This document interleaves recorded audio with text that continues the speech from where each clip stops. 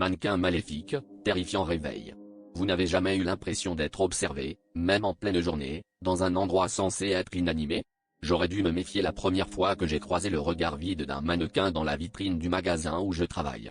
Mais c'est seulement quand l'un d'eux m'a lancé un clin d'œil si rapide que j'ai cru l'avoir imaginé que l'angoisse a commencé à s'insinuer. La nuit, en fermant la boutique, je passais devant eux sans un bruit.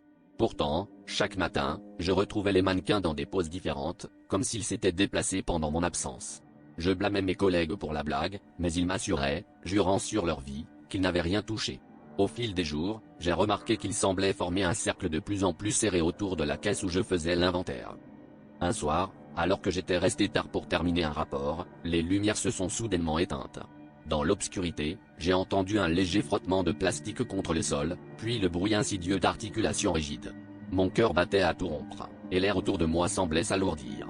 Au moment où j'ai braqué la lampe de mon téléphone, j'ai vu qu'ils avaient quitté la vitrine, ils étaient tous alignés devant moi, leurs bras tendus, leurs visages sans expression braqués dans ma direction. J'ai tenté de fuir, mais la porte était bloquée. J'étais cerné. Le dernier souvenir que j'ai, c'est le toucher froid d'une main artificielle sur mon épaule, et le chuchotement d'une voix synthétique à mon oreille, « Ce soir, tu restes avec nous ». Depuis, chaque matin, un nouveau mannequin est exposé en vitrine, et il me ressemble étrangement.